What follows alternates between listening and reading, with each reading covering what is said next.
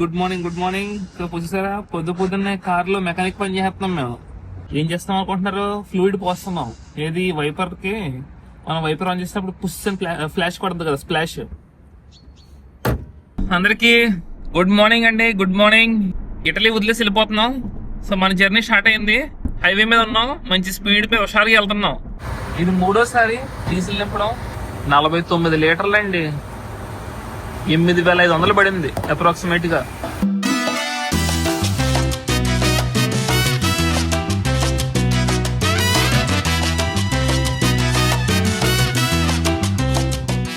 మొత్తానికి ఇటలీ దాటేసి స్లోవేనియాలోకి ఎంటర్ అయిపోయామండి.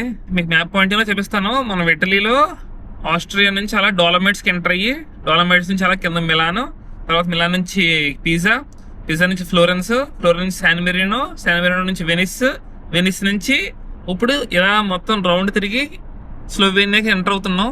ఇటలీలో ఇప్పుడు సపోజ్ యూరోప్ లో ఏంటంటే మనం కార్లు వెళ్ళేటప్పుడు మిగతా కంట్రీస్ కి, ఫర్ ఎగ్జాంపుల్ స్లోవేనియా ఎంటర్ అయ్యామా మనం, అలాగే ఆస్ట్రియా ఎంటర్ అయ్యామా, ప్రతి కంట్రీకి ఒక ఈ విగ్నెట్ అంటారు. మీకు అది ఎలా ఉంటుందో చూపిస్తాను.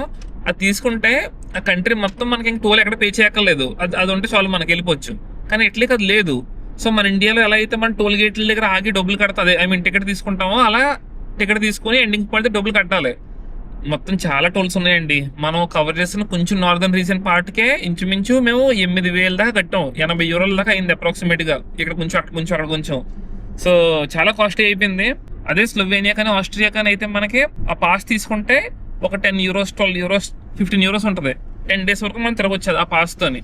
అలా ఉండుంటే బాగుండు, బట్ ఇట్లకి అది లేదు.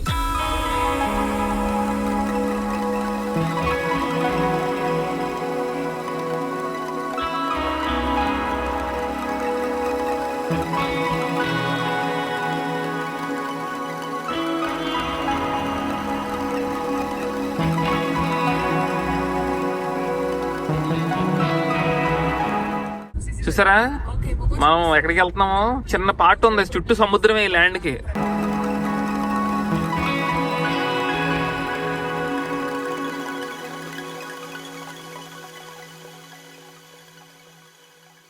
పార్కింగ్ ఆటోమేటిక్ గా జరిగిపోతుంది. మనోడు ఏం కదపట్లేదు. Steering అదిరిందండి feature. కొంచెం ఇంక స్ట్రెస్ ఉండదు మనకి, పార్కింగ్ చేయాలని భయపడక్కర్లేదు. లేదంటే ఈ చిన్న ఇరుకు సందుల్లో కష్టం అయిపోతుంది. పర్ఫెక్ట్. ఈ పల్లెటూరులో చాలా అందంగా ఉన్నాయండి చెట్లు. నేను ఎప్పుడు చూడలేదు ఇలాంటి చెట్లు యూరోప్ లో. ఏదో ఆఫ్రికాలో మడగాస్కర్లో ఉంటాయని విన్నాను. ఆ టైప్ లో ఉంది. వింతైన చెట్లు, బ్యూటిఫుల్ అండి, భలే ఉంది.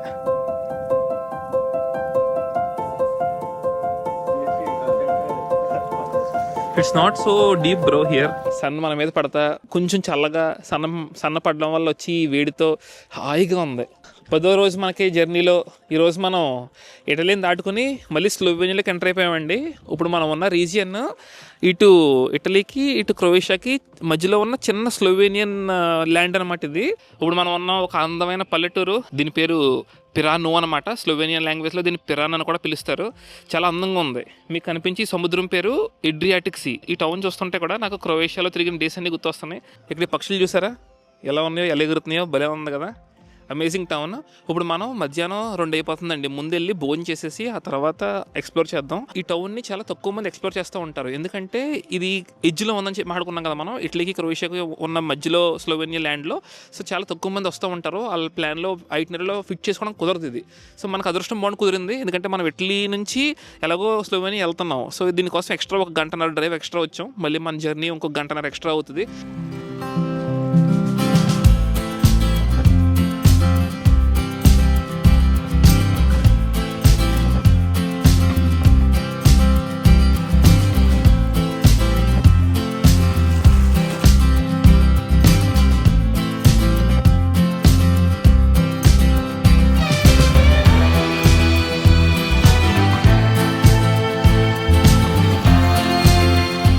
ఈ రెస్టారెంట్ చూసారా ఎంత బాగుందో. కూర్చోవడానికి చాలా బాగుంది. వెనకాల పల్లెటూరు కనబడుతుంది, టౌన్, పక్షులు కూడా ఉన్నాయి ఇక్కడ. ఇటు బ్యూటిఫుల్ సన్సెట్.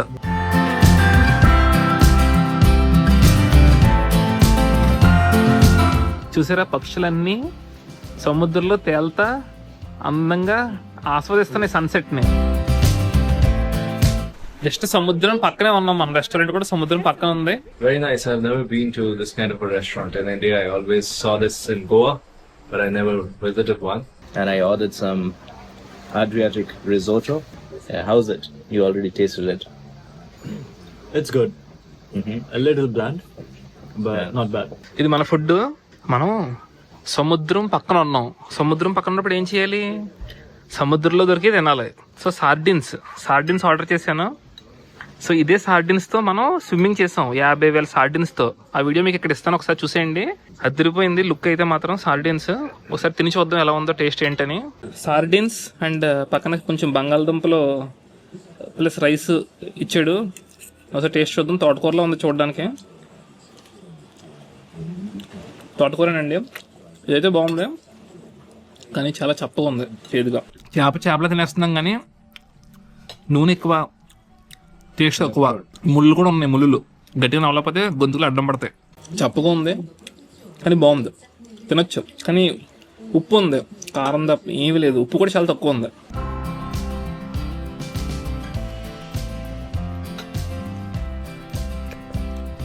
ఎలాంటి ఫుడ్ అని తినడమే. నేను ఇప్పుడు దాకా ఇది ఒక ప్లేట్ అనుకున్నానండి, కానీ చూస్తే ఇది ప్లేట్ కాదు, సముద్రం దొరుకుతుంది కదా ఆల్చెప్ లాంటిది. చూసారు ఎలా ఉందో, బాగుంది కదా, భలే వాడుతున్నారు వీళ్ళు దీన్ని.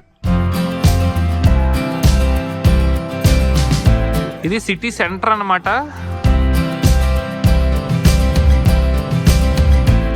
మూన్ చూసారా స్పష్టంగా గుండ్రంగా భలే ఉంది.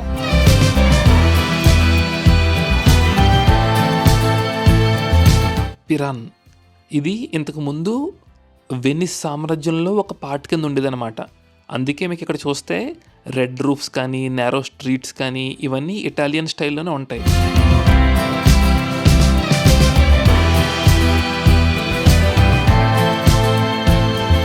ఈ టౌన్కి అటు ఇటు ఎడ్జ్లో ఉన్న రోడ్డు తప్ప మిగతా రోడ్లో అంటే సిటీ లోపల ఎక్కడా కూడా కార్స్ ఎలా ఉండదన్నమాట.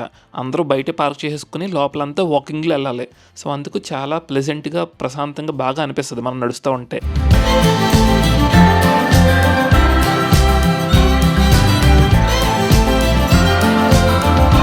అలాగే సాయంత్రం టైంలో ఈ పిరాన్ టౌన్ అనేది చాలా బ్యూటిఫుల్గా కనపడుతుంది. ఎందుకంటే అడ్రియాటిక్ సముద్రం పైన సన్సెట్ అవుద్ది. అది ఒక మూవీలో సీన్లో ఉంటుంది చూడడానికి. అమేజింగ్ బ్యూటిఫుల్ అనమాట.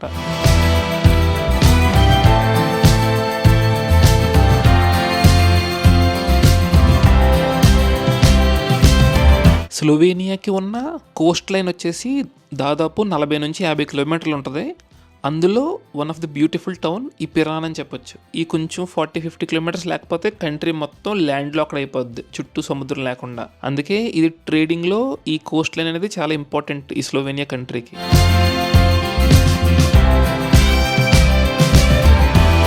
యూరోప్కి వచ్చే వాళ్ళు అందరూ ప్యారిస్ వెళ్తారో లేదా రోమ్ అలా చూస్తూ ఉంటారు తప్ప ఎవరో కూడా ఇలాంటి పిరాన్ లాంటి ఓల్డ్ టౌన్స్ని చూడడానికి, హిడెన్ జెమ్స్ని, హిడెన్ టౌన్స్ని చూడడానికి ట్రై చేయరు. But very beautiful to experience ఇది.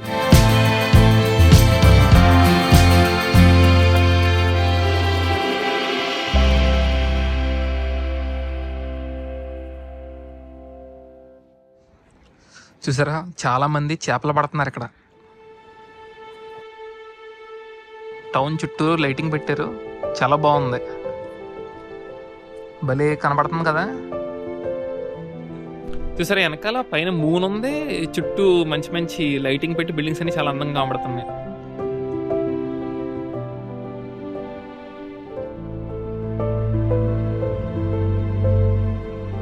ఇక్కడ చూసారా మొత్తం క్లౌడ్స్ వచ్చేయడం వల్ల చాలా డిఫరెంట్గా అయిపోయింది మొత్తం. ఏంటి 5:15కే ఎంత క్లౌడ్ అయిపోయింది చూడండి. అసలు నల్లగా మూసేసింది. అప్పుడు దాకా సన్ ఉంది, సన్సెట్ చూద్దాం అనుకున్నాం, సన్సెట్ పోయింది. బట్ భలే కనబడుతుంది స్కై ఇక్కడ. పిరానో విలేజ్ అంతా. నచ్చితే లైక్ కొట్టండి.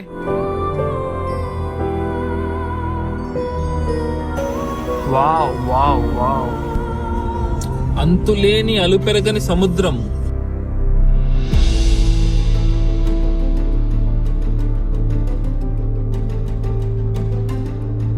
స్లోవేనియాలో ఉన్న బ్యూటిఫుల్ టౌన్ అయిన పిరానో నుంచి డ్రైవ్ చేసుకుంటా క్యాపిటల్ సిటీ లుబ్లియానాకి వచ్చేసామండి.